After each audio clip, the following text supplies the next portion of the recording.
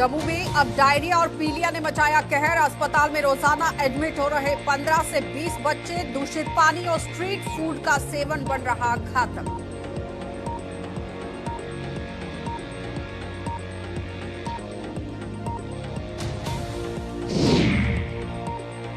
और प्रदूषण नियंत्रण विभाग ने प्रदूषण के प्रति आंखें की बंद। डुग्गा में बैंकिंग प्लांट कम कर रहा लोगों का जीवन। इंसानों के साथ साथ जानवर भी भुगत रहे खामियाजा।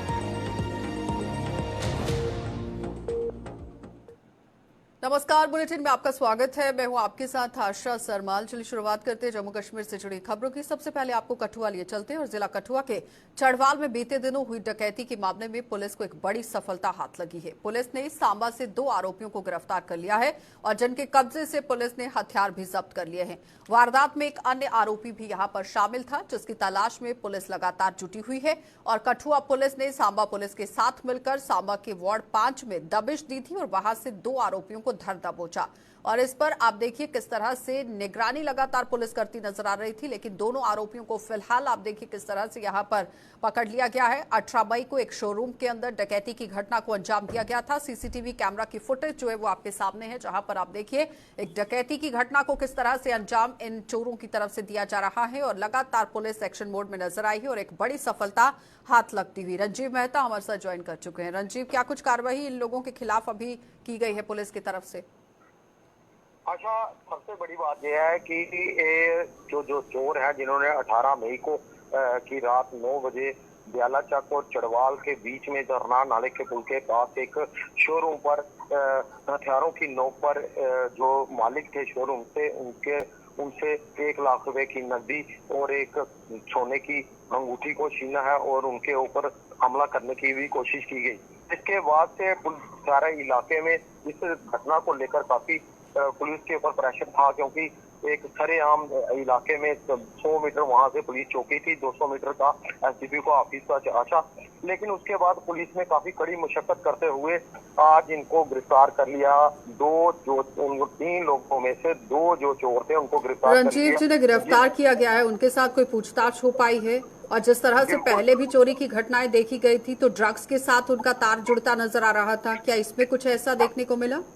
बिल्कुल आशा, जो लोग पकड़े गए हैं एक सांबा का है प्रिंस कपूर, जो एक नामी और शातिर चोर है और डकैती की अन्य घटनाओं के अलावा सांबा में विजयपुर बिश्ना एरिया में उसके खिलाफ काफी मामले पहले से दर्ज हैं। और एक उनके साथ उसका साथी जो पकड़ा गया है वो है राकेश कुमार, वो रियासी पोनी का रहने वाला है। उसके खिलाफ भी काफी उस इलाके में मामले 3-4 मामले जो पुलिस ने हमें बताया। अभी एसएसपी साहब अंदर प्रेस कॉन्फ्रेंस कर रहे हैं और जिसकी पूरी जानकारी जो है वो दे रहे हैं। और मैं बताऊं कि इनसे एक टोका, 2 पिस्टल, 23 जिंदा राउंड, 5 बड़े मोबाइल अपने एंड्रॉयड वाले और 3 छोटे मोबाइल, 23 जिंदा राउंड, 1-2 चाकू मिले हैं इनसे तेजधार वाले और पेचकस, हथौड़ी, फ्लायर और काफी सारा जो सामान था इनसे। रंजीव, जितना भी सामान आपने गिरकर बताया है ये किसी गिरोह का काम है, सिर्फ महज 2 लोगों का काम तो नहीं हो सकता है। क्या इसके पीछे कोई गिरोह काम कर रहा है, उसको लेकर तफ्तीश कर रही है पुलिस? हाँ, जो पुलिस सूत्रों से हमें जानकारी मिली है, ये जो प्रिंस कपूर नाम का लड़का है ये इसका अपना खुद का बनाया हुआ गैंग है। जब भी किसी नई वारदात को अंजाम देना होता है तो नया साथी ढूंढ के उसको अपने गैंग में शामिल करके ये वारदात को अंजाम देता है। ये इसकी पूरी जो मॉडस ऑपरेंडी होती है हर केस में और काफी इसके खिलाफ अभी अब आगे के स्टेप्स किस तरह से पुलिस ले रही है, क्या कुछ कदम उठाए जाएंगे पुलिस की तरफ से? पुलिस की तरफ से अभी एक जो इनका तीसरा साथी है साहिल कुमार, जो बिश्ना एरिया का रहने वाला है, उसको पकड़ना अभी बाकी है। उसकी तलाश में भी पुलिस जो है लगातार टीमें बनाकर छापे मार रही है। और अच्छा, मैं बताऊं कि इस घटना के बाद से पुलिस ने जितनी जल्दी इस घटना की गुत्थी सुलझाई है, लोगों में फिर से पुलिस के प्रति विश्वास जगा है। इलाके में लोगों का कहना है कि अगर पुलिस जल्दी से एक्शन में आए तो जो क्राइम होता है, जो जुर्म करने वाला होता है, वो पकड़ में जरूर आता है। अभी पिछले कल भी एक जो है वो चोर जो है वो उसको पकड़ा था और अन्य और एक 80 ग्राम हीरोइन के साथ भी एक लड़के को जो है आज पकड़ा हुआ है। चलिए रंजीत, बहुत बहुत धन्यवाद जुड़ने के लिए। तो फिलहाल आपने देखा कि कठुआ पुलिस लगातार एक्शन मोड में नजर आ रही है, लेकिन और भी अभी काम करने की जरूरत है, क्योंकि जिले के अंदर जिस तरह से नशा तस्करी को लेकर पिछले दिनों घटनाएं सामने आई हैं, चोरी के मामले लगातार बढ़ते जा रहे थे। फिलहाल एक्शन मोड में नजर आई है, लेकिन और सख्ती से काम करने की जरूरत है। आगे बढ़ जाते हैं हम जम्मू और इसके आसपास के इलाकों में। इन दिनों डायरिया और पीलिया अपना असर दिखा रहा है। ये दोनों बीमारियां नौनिहालों और बच्चों को अपनी चपेट में ले रही हैं, और जम्मू में एसएमजीएस अस्पताल में ही डायरिया और पीलिया से पीड़ित यहां 15 से 20 बच्चे रोजाना एडमिट किए जा रहे हैं। और इसके अलावा इस अस्पताल की ओपीडी में भी 30% मरीजों की संख्या उन बच्चों की है जो डायरिया और पीलिया से पीड़ित हैं। तो अस्पताल के पेडियाट्रिशियन जो डिपार्टमेंट है वहां पर हेड जो कर रहे हैं डॉक्टर जीएस सैनी, उन्होंने इन आंकड़ों के साथ बात को रखा है और आंकड़ों का हवाला देते हुए बच्चों के अभिभावकों से तमाम तरह की एहतियात बरतने का आह्वान कर दिया है। उनके मुताबिक दूषित पानी और स्ट्रीट फूड का सेवन बच्चों के लिए घातक साबित हो रहा है, जिसके प्रति अभिभावकों को ध्यान देने की जरूरत है।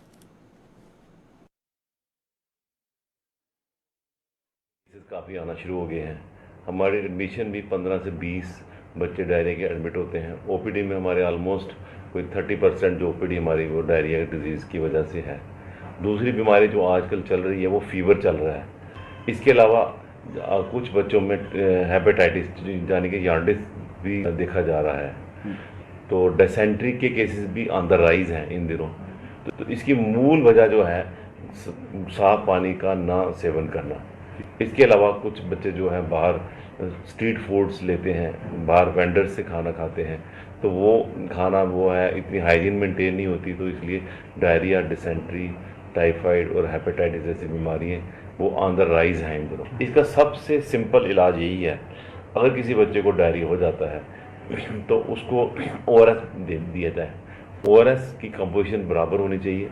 और इसके अलावा अगर बच्चे 6 महीने 2 महीने से ऊपर हैं तो उनको जिंक भी दिया जाता है, वो भी फ्री ऑफ कॉस्ट हमारे फैसिलिटीज में अवेलेबल है। हर टाइम जो है टाइम पे वैक्सीन, जैसे बर्थ पे है, 1.5 महीने पे है, 2.5 महीने पे है, 3.5 महीने पे, और मीजल्स का वैक्सीन है, विटामिन ए, ये जो वैक्सीन हैं ये कुछ बीमारियों के अलावा डायरिया में भी ये काफ़ी हेल्पफुल रहते हैं। जब किसी को मीजल हो जाता है तो वो उन बच्चों में डायरिया होने का बढ़ जाता है, और विटामिन ए का सेवन जो है 9 महीने से शुरू किया जाता है और 5 साल तक हर 6 महीने बाद देना है। ये एक प्रोटेक्टिव मैकेनिज्म है लूज मोशन को रोकने का। तो प्रदूषण को रोकने में यहाँ जम्मू कश्मीर का प्रदूषण नियंत्रण विभाग कितनी संजीदगी से अपनी जिम्मेदारी निभा रहा है, इसका जीता जागता सबूत यहाँ रियासी जिले के ही डुग्गा गांव में देखने को मिल रहा है। यहाँ एक निर्माण कंपनी द्वारा लगाया गया बेंचिंग प्लांट इस इलाके में रहने वाले लोगों के लिए जीका जंजाल बन चुका है, और जिसके खिलाफ ये लोग अब सड़कों पर उतर आए हैं। और लोगों की माने तो ये प्लांट बिना अनुमति के यहाँ पर लगाया गया है, और जिसके निकलने वाली जो गैस है, इस प्लांट से जो गैस निकल रही है वो धूल मिट्टी और उनके जीवन को कम करने में कोई कसर नहीं छोड़ रही है। ये प्लांट इलाके में पीने के पानी को भी दूषित कर रहा है, और प्रशासन का कोई भी अधिकारी अभी तक इसकी सुध नहीं ले पाया है। लोगों के मुताबिक ये प्लांट इंसानों के साथ साथ जानवरों के लिए भी घातक साबित हो रहा है, और जल्द से जल्द इसे बंद करवाया जाना बहुत जरूरी है, लेकिन अभी तक इसकी तरफ कोई ध्यान नहीं दिया गया। काफ़ी टाइम से प्लांट लगाया है और बिना परमिशन के लगाया है, जिसके अंदर आप देख रहे हो सामने कितना कचरा फैल रहा है और कितना केमिकल, और ये सीमेंट के बैग देख रहे हो आप नीचे पानी में बह रहे हैं। ठीक है, अभी इनको पता चला कि मीडिया आ रहा है, इन्होंने आज क्लीनिंग करना स्टार्ट कर दी है। आप ये देखिए केमिकल वाला पानी जो सामने नीचे बह रहा है, ये पानी सीधा फिल्टर करके अगर डालना भी हो तो फिल्टर करके डाल सकते हैं, बट ये सीधा इन्होंने पानी में डाल दिया है। इससे कितना लोगों का नुकसान हो रहा है। नीचे माल मवेशी, ये जो पानी है बहुत पुराना पानी है और यही लोग पानी पीते हैं। कितनी पंचायतें सर 3 पंचायतें हैं, धनसाल है, डुग्गा है और जुड्डा भी है, जिनके नीचे लोग रहते हैं, सारे यही पानी यूज़ करते हैं, हर घर में यही पानी जाता है। आस पड़ोस के वातावरण, लोग जो रहने वाले, सबको नुकसान है। इसका धुआं, डस्ट, गैस आप देख सकते हो सामने जितने घर हैं उनमें आप देखो तो इसका बहुत ज़्यादा नुकसान है। आप इसको हमारी बात को आगे तक पहुंचाने की कोशिश करें, क्योंकि जल्दी से जल्दी ये प्लांट इधर से हटाया जाए। प्रतिबंधित पॉलीथीन के खिलाफ जम्मू नगर निगम द्वारा 24 अप्रैल को छेड़ा गया अभियान बेहद सफल रहा है, और इस अभियान के तहत जम्मू नगर निगम ने करीब 5 लाख घरों तक प्रतिबंधित पॉलीथीन के इस्तेमाल के दुष्प्रभावों का संदेश पहुंचाया है। और जम्मू के मेयर राजेंद्र शर्मा ने आज एक प्रेस कॉन्फ्रेंस के दौरान बताया कि इस अभियान में कई स्कूल और कॉलेजेस के जरिए भी बच्चों को इसके दुष्प्रभाव जन जन तक पहुंचाने का आह्वान किया गया। उन्होंने बताया कि इस अभियान के तहत सोमवार 29 मई को जम्मू की परेड ग्राउंड से लेकर महाराजा हरि सिंह पार्क तक एक वॉकथॉन का आयोजन किया जा रहा है, जिसमें समाज के हर वर्ग के लोग शामिल होंगे। हमने कम से कम 5.5 लाख घरों में ये बात पहुंचाई है कि पॉलीथीन को हमें इस्तेमाल नहीं करना है। उसके लिए DRDO द्वारा निर्मित कैरी बैग जो सेलुलोज और स्टार्च से बना है, जो खाने वाले पदार्थ होते हैं, इससे किसी को कोई हानि नहीं है, ना ही जानवरों को, ना ही पानी के स्पीसीज को जिसको हम मैरीन स्पीसीज कहते हैं, ना ही इससे पानी प्रदूषित होगा। मैं बदलाव लाऊंगा और मैं सभी लोगों से ये आह्वान करता हूं कि जिस तरीके से आपने समर्थन दिया है इस पूरे अभियान के लिए, उसके लिए मैं आपका धन्यवाद भी करता हूं।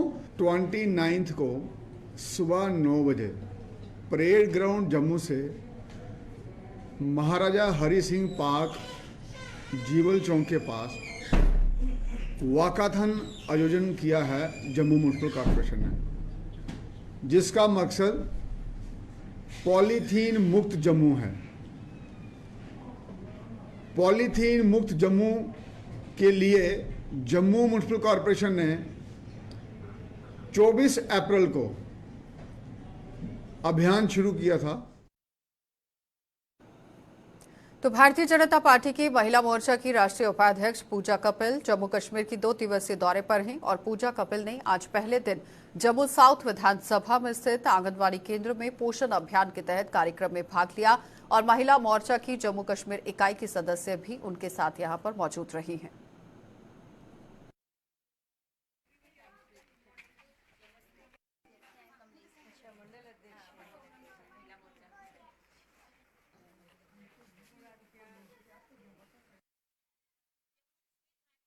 हम लोग 2-2 दिन के प्रवास पर, साउथ के लोग नॉर्थ के साउथ, उत्तर से पूर्व से पश्चिम तक सब लोग हर प्रदेश में प्रवास कर रहे हैं और भिन्न भिन्न कार्यक्रमों को ले रहे हैं। जिस तरह मोदी जी ने, जिसे कहते हैं ना, हर लास्ट तक के कार्यकर्ता की चिंता करी, चाहे कोई सा भी वो विषय हो। आज बहुत सारे विषय, मैं 2 दिन यहाँ प्रवास करूँगी जम्मू कश्मीर में बींगे राष्ट्रीय उपाध्यक्ष, तो यहाँ हम बहुत सारे कार्यक्रम करेंगे। 10-12 तरह के कार्यक्रम होंगे अलग अलग। जैसे अभी पहला कार्यक्रम आंगनबाड़ी के साथ है, तो पोषण अभियान के तहत जिस तरह प्रधानमंत्री जी ने हर आंगनबाड़ी को, हर बच्चे को, देश के को पोषित करने के साथ में उसका न केवल शारीरिक विकास हो, मानसिक विकास भी बहुत अच्छा हो। आप उस संदर्भ में मातृत्व वंदना योजना, ऐसी बहुत सारी योजनाओं को लेके इस देश के होने वाले भविष्य को, उस नागरिक को उस तरह से उसकी केयर करना, उसकी परवाह करना, उसको मजबूत बनाने का जो काम हो रहा है, उसी कार्यक्रम के तहत कि आंगनबाड़ी में हमें ये काम दिया गया है महिला मोर्चे को कि हमें देखना है कि किस तरह से बच्चों को सुविधाएं दी जा रही हैं। अगर जो नहीं दी जा रही हैं तो वो हमारी तरफ से दी जा रही है, उनको कहीं कट किया जा रहा है, या उनको क्या आवश्यकताएं और है जिससे उनको और बेहतरी से काम कर सकें। बेसिक आधारभूत सुविधाओं की कहीं कमी तो नहीं आंगनबाड़ी में। तो जम्मू कश्मीर में हाल ही में हुए G20 के सफल आयोजन से जहां सुरक्षा बलों के साथ साथ जम्मू कश्मीर प्रशासन का मनोबल बढ़ रहा है, वहीं विभिन्न स्कूलों में इस सम्मेलन को लेकर शुरू हुई गतिविधियां अभी भी जारी हैं। तो इसी कड़ी में जम्मू के सतवारी इलाके में स्थित गवर्नमेंट हाई सेकेंडरी स्कूल में आज G20 सम्मेलन विषय पर यहां पेंटिंग और रंगोली प्रतियोगिता आयोजित की गई, जिसमें स्कूल की बच्चियों ने बढ़ चढ़कर भाग लेते हुए इन दोनों ही कलाओं में अपनी प्रतिभा का परचम लहराया। भाजपा महिला मोर्चा की राष्ट्रीय उपाध्यक्ष पूजा कपिल मिश्रा और पूर्व डिप्टी सीएम कविंद्र गुप्ता सहित भाजपा के कई अन्य नेता भी वहां पर इस मौके पर मौजूद रहे।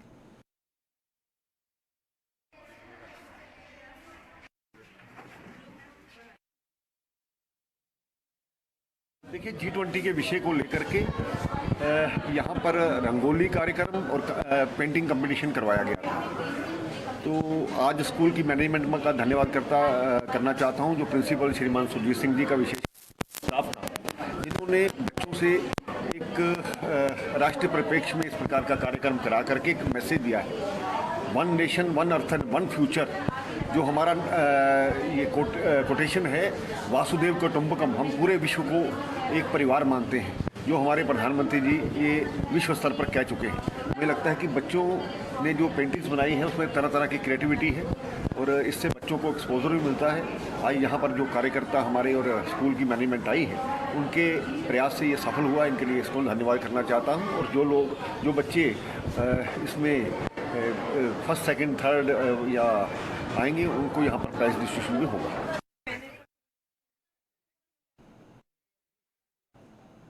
सांबा जिले में भी यहां स्थित दाता रणपत देवस्थान पर रविवार 28 मई को अर्धवार्षिक मेल का आयोजन किया जा रहा है। चाड़क और सदोत्रा बिरादरी की इस अर्धवार्षिक मेल के लिए दाता रणपत देव कमेटी ने पूरी तैयारी कर ली है और कमेटी के महासचिव प्रेमलाल शर्मा ने आज एक प्रेस कॉन्फ्रेंस के दौरान बताया कि अर्धवार्षिक मेल में सड़ोत्रा और चाड़क बिरादरियों के अलावा अन्य बिरादरियों के श्रद्धालु भी देवस्थान पर शीश नवाने पहुंच रहे हैं।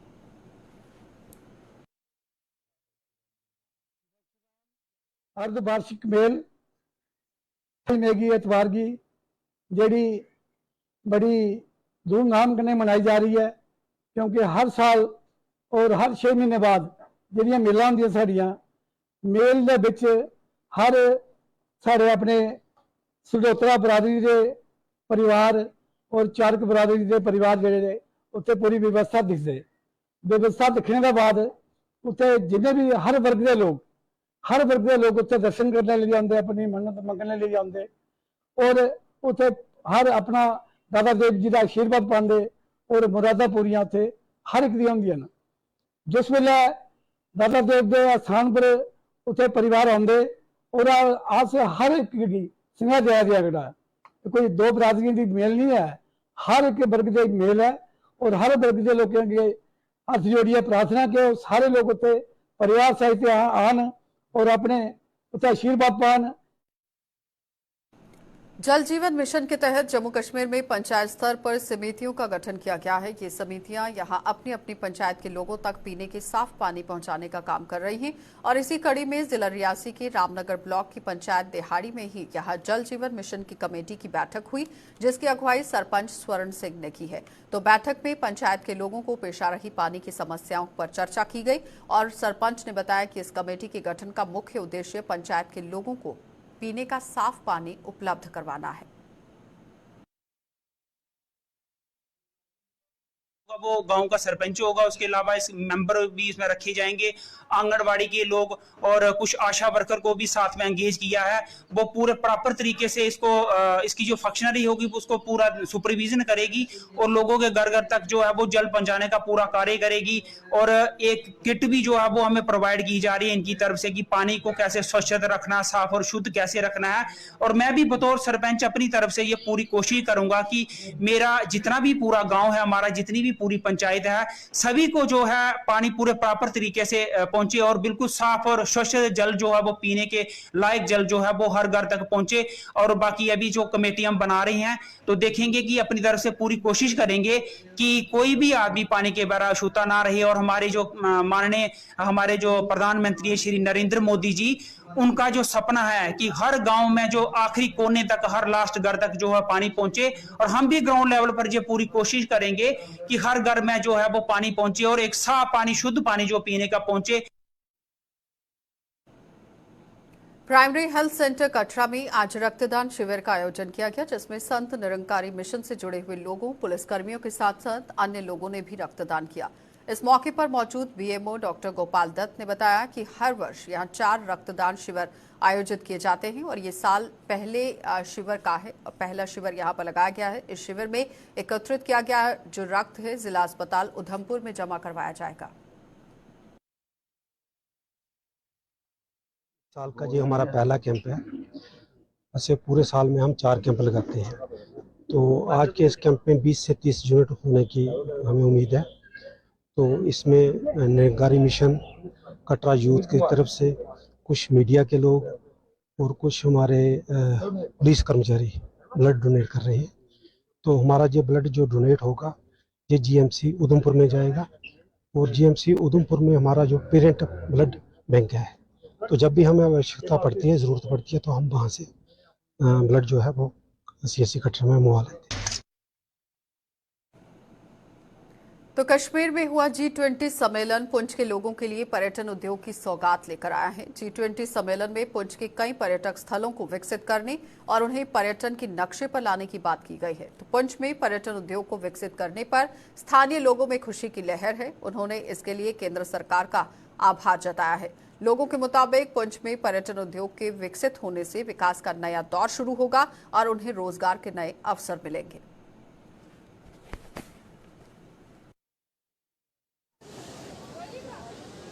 पुंछ के लोगों की बड़ी देर से डिमांड थी कि पुंछ को टूरिज्म मैप पर लाया जाए, लेकिन ये बड़ी खुशकिस्मती की बात है कि G20 के आने से पुंछ का नाम ही वहां जागा। जैसे कि पीर गली नूरी शाम के लिए कहा कि टूरिज्म मैप पर लाया जाएगा, तो मेरा ख्याल है कि ये बड़ी खुशकिस्मती की बात है और पुंछ के लिए ये बहुत बड़ा एक एजाज है कि बड़ी डिमांड थी हमारी, आज ये पूरी होने जा रही है। तो मेरा ख्याल है कि डी साहब को चाहिए कि और भी जो हमारे मकामात हैं जैसे बूढ़ा अमरनाथ है, नगाली साहब है, साईं बाबा ज़ियारत है, इनके लिए भी प्रोजेक्ट किया जाए कि ये लोग तमाम टूरिज्म के मैप पर आए और पुंछ में बेरोजगारी दूर होगी, इससे पुंछ की शान बढ़ेगी। तो मेरा ख्याल है कि आज ये बड़ा खुशी का मकाम है कि जो हमारे ये जो मकामात टूरिज्म पर आए हैं। मैं समझता हूँ G20 जो सेमिनार का इसमें होना ये बड़ा मुस्बत और पॉजिटिव स्टेप था और हम हिंदुस्तान की कौम का भी शुक्रिया अदा करते हैं और वो मुल्क जो बाहर से आए हैं 17 मुल्क जो आए थे उनका भी शुक्रिया अदा करते हैं कि उन्होंने आके कश्मीर वैली में आके देखा और कश्मीर को जाती आके देखा कि यहाँ पे क्या क्या होना चाहिए, किस तरह से होना चाहिए।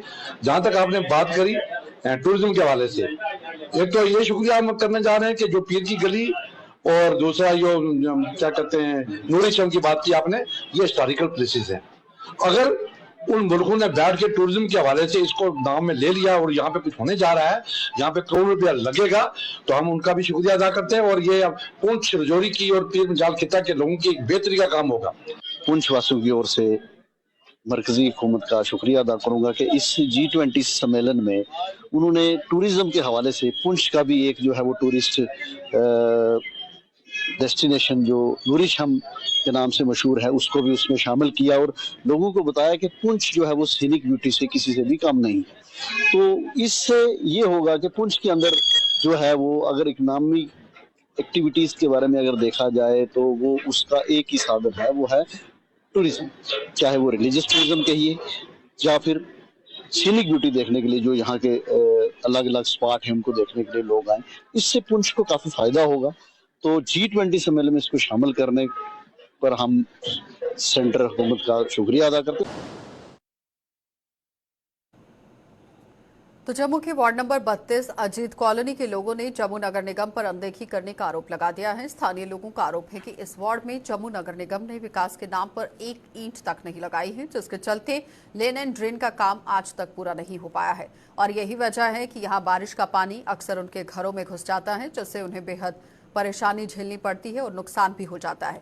उन्होंने बताया कि वो कई बार अपनी समस्या को लेकर स्थानीय पार्षद से भी गुहार लगा चुके हैं, लेकिन अभी तक इस समस्या का कोई समाधान नहीं हो पाया है।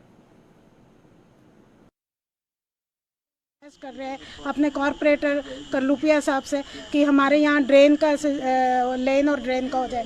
लेन बिल्कुल कच्ची है, हमें आने में इतनी मुश्किल होती है। हम पेशेंट्स हैं, बच्चे हैं, बड़े हैं, बुजुर्ग, आना जाना बहुत मुश्किल हो रहा है। सब जगह पानी पानी इकट्ठा हो जाता है, कोई हमारी सुनवाई नहीं है। हमने ग्रीवेंस सेल में भी भरा था, उसमें भी कहा गया कि आपका थ्रू कॉरपोरेटर आना चाहिए, पर कॉरपोरेटर साहब को रिटर्न कितनी बार दिया, लेकिन उन्होंने कभी हमारे यहाँ पर आकर हमारी प्रॉब्लम को नहीं देखा गया। हमारी दीवारें इससे सारी ख़राब होती हैं क्योंकि ड्रेन जब पानी ब्लॉक हो जाता है उसके साथ हमारे सारे घरों के अंदर भी आता है और इतनी वीडी साइड भी होती है और सारे जो दीवारें हैं वो भी ख़राब हो जाती है। 2 हिस्सों में बांटा हुआ है, ठीक, एक तो रूरल में है, एक म्यूनसिपलिटी में है। ना रूरल वाले इसको डेवलपमेंट करते हैं ना करते हैं म्यूनसिपलिटी वाले।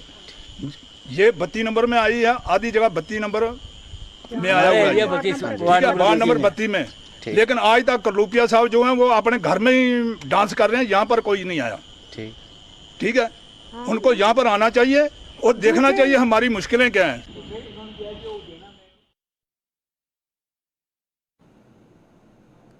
चलिए, बुलेटिन में फिलहाल इतना ही। आप बने रहिए गुलिस्तान न्यूज के साथ।